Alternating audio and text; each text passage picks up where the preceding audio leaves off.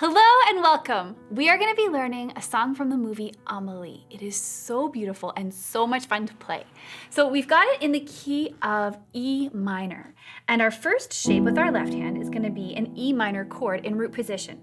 But we're going to be playing the bottom, top, middle, top of that chord shape. So we've got E, B, G, B. And you do that 2 times. And then we're gonna move just our 5 finger down. So now we're gonna be kind of going from this shape to this shape. And so now we're actually playing a G major chord in second inversion. And we'll do the same pattern. Bottom, top, middle, top, bottom, top, middle, top. Now we're gonna have another shift. Now our middle note's gonna bump down to an F sharp. Now we're playing a B minor chord in first inversion. We're gonna be playing D, B, F sharp, B. You're gonna do that twice. And then your top 2 notes shift down into a D major root position triad. And we're gonna be playing D, A, F sharp, A. Now the great news is once you've learned this, this is what the left hand does for the entire song. So a little bit faster, here we have it. That's our E minor position. Drop your 5 to D. Now you're playing a G chord. Drop this to a 3 finger on F sharp. Now you're in B minor, and you're gonna bring your top note down to A. And you're playing a D major chord. And that's the entire left hand part for the whole song. So the next step is to learn the right hand. So our first little bit sounds like this. And what we're gonna do is, I like to play this with my thumb on G, cross my 2 finger over and then back to G, because then I can play these notes with my 3, 4, 3. But you can pick any fingering pattern that works for you. And then you're gonna reset your hand and your 2 fingers gonna come to the F sharp and you're gonna move up to the G. So it's a very similar feeling. We're gonna reset our hand again. I like 2 on F sharp, E, F sharp. I use my 4 on the B, B, C, B, and then you're just gonna rest for a moment, F sharp, E, F sharp. So you're just gonna practice this over and over till it feels really good, and then you need to coordinate your hands to get them working together. So I'm gonna do that for you now really, really slowly so you can see how this all fits together. So we play left hand alone, and we're gonna play this B at the same time that we're gonna be playing this G, and I'm gonna do this crossover. F sharp's alone, and then we come back together. So again, one more time. Together. So for a lot of this, you're playing 2 notes in the right hand for the time it takes to play 1 note in the left. So one more time. Now my left hand is gonna drop down, my 5 fingers on the D, and get ready on F sharp here. Again, a change in the left.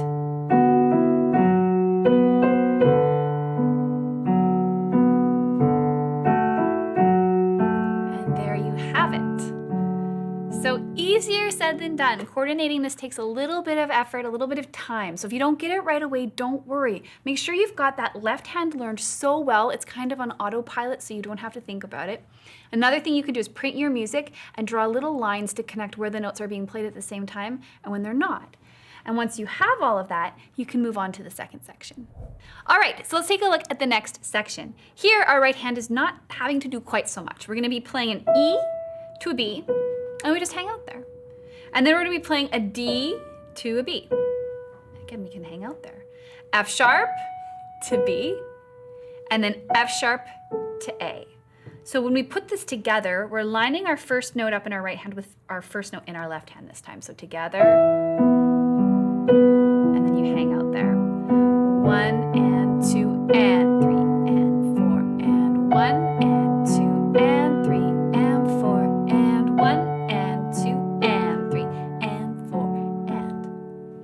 and then we get some beautiful harmonies. So we're gonna be playing B and G, and then we're gonna move that to G and E. And again, how you wanna use your fingers is completely up to you, but I like to play 1 and 5 and then 3 and 1. And then we've got B and F sharp, G and D. Then we've got B and F sharp, and then F sharp and D. Then A and F sharp, and F sharp and D.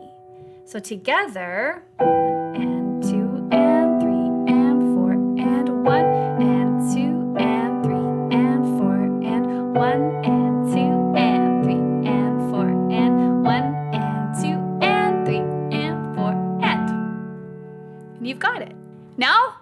real fun. So this next section looks and sounds very impressive, and at first glance, it feels a little bit overwhelming. It sounds like this.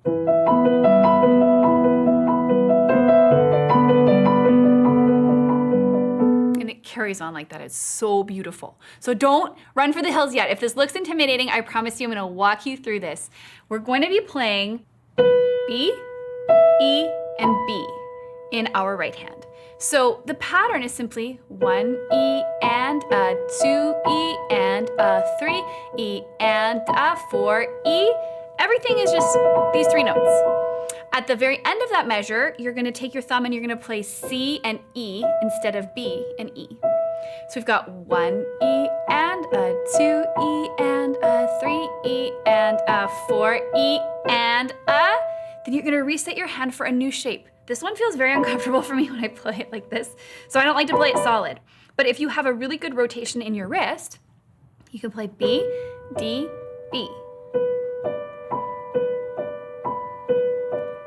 And here's the change. We've got B, D, and then we're gonna switch. We're gonna make our thumb drop down to A and then D. So if we count it, 1 E and a 2 E and a 3 E and a 4 E and a. Drop your thumb now to F sharp, D, F sharp. 1 E and a 2 E and a 3 E and a 4 E up to G and a. Back to that A. 1 E, that's a D, an A. 1 E and a 2 E and a 3 E and a 4 E and a. So we've got that G and the D. Now that's our first ending. We're gonna go back and repeat that section, and then we're gonna skip measure 20, and we're gonna go right to measure 21, where you see your second ending, because that's gonna bring us into the next little part of the song. So to coordinate the hands on this one, this is why it's so important to get this left hand on autopilot. Really slowly, we're going to go 1 E and a 2 E and a 3 E and a 4 E and a. Then just take a moment and reset your hands. You can think about what you're doing first. 1 E and a 2 E and a 3 E and a 4 E and a. Again, we have another reset. Take a breath. 1 E and a 2 E and a 3 E and a 4 E and a. Back to this position. 1 E and a 2 E and a 3 E and a 4 E and a. Okay, so let's go back to measure 17 and we'll put this together. 1 E and a 2 E and a 3 E and a 4 E and a. Reset your hand. 1 E and a 2 E and a 3 E and a 4 E and a. Again, another reset. 1 E and a 2 E and a 3 E and a 4 E and a. So we're doing the first ending here. 1 E and a 2 E and a 3 E and a 4 E and a. So with some time and some practice, this is so much fun to play. Now let's pretend like we started at measure 17, we played 18, we played 19. We're gonna come to the end of measure 19. 1 E and a 2 E and a 3 E and a 4 E and a. We're gonna skip to measure 21 for that second ending. 1 E and a 2 E and a 3 E and a 4 E. Up to the A here, and a. And then look what happens. We're gonna hit E at the same time that we hit E here. We're back to what we learned at the beginning of the song.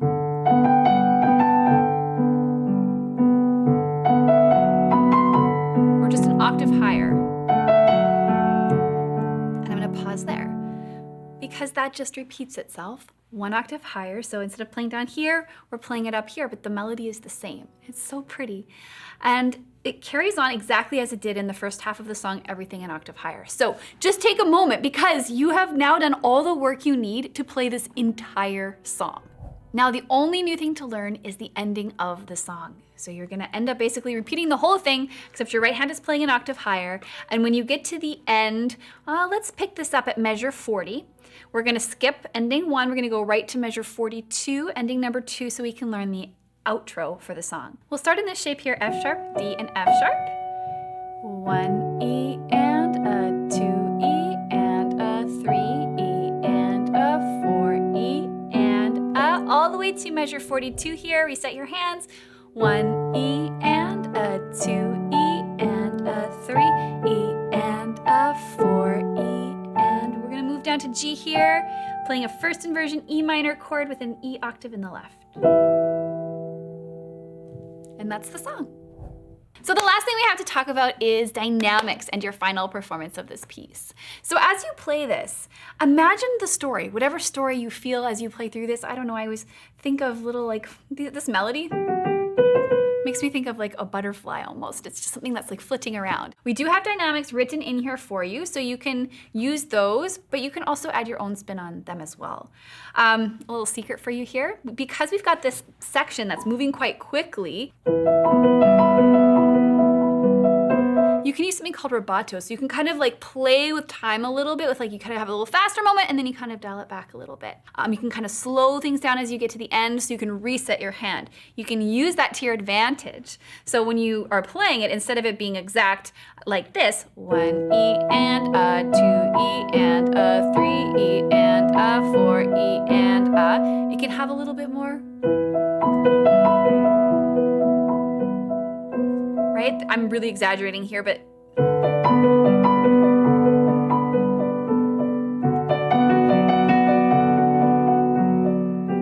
see how I'm kind of like holding it in the air and then kind of gives you some freedom. It also adds some tension to the piece. So have fun practicing this. I would love to hear your final performance. So when this is ready, play it, video record yourself, post the link below, and happy practicing.